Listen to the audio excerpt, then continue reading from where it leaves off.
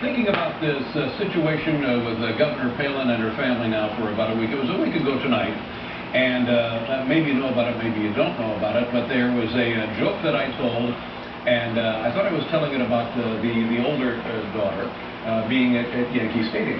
And it was kind of a coarse joke. There's no getting around it. But I never thought it was anybody other than the older daughter. And before the show, I checked to make sure, in fact, that she is of legal age 18. Yeah. But the joke really, in and of itself, can't be defended. The next day, people are outraged. They're angry at me because they said, "How could you make a lousy joke like that about the 14-year-old girl who was at the ball game?" And I had, honestly, no idea that the 14-year-old girl, I had no idea that anybody was at the ball game except the governor, and I was told at the time that she was there with Rudy Giuliani. And that's right.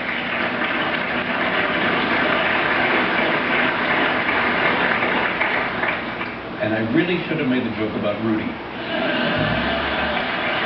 Because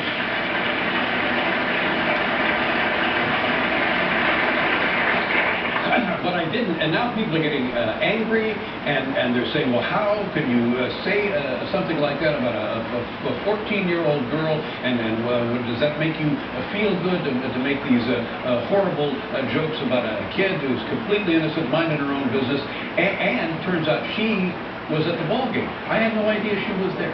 So she's now at the ball game, and people think that I made the joke about her. And but still, I'm wondering, well, what can I do to help people understand that I would never make a joke like this? I've never made jokes like this as long as we've been on the air. 30 long years, and you can't really be doing jokes like that. And I understand, of course, why people are upset. I would be upset myself. And then I was watching the Jim Lehrer NewsHour, and this commentator, the columnist Mark Shields, is talking about how I had made this indefensible joke about the 14-year-old girl, and I thought, oh boy, now I'm beginning to understand what the problem is here. It's the perception rather than the intent. It doesn't make any difference what my intent was, it's the perception. And as they say about jokes, that if you have to explain the joke, it's not a very good joke. And I'm certainly, thank you. Well, my responsibility, I take full blame for that. I told a bad joke. I told a joke that was beyond flawed, and my intent is completely meaningless compared to the perception. And since it was a joke I told, I feel that I need to do the right thing here and apologize for having told that joke. It's not your fault that it was misunderstood. It's my fault that it was misunderstood. Thank you.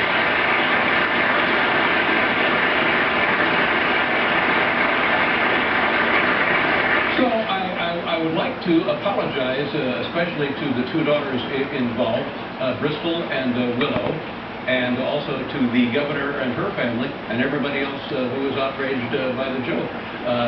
I'm sorry about it, and I'll try to do better in the future. Thank you very much.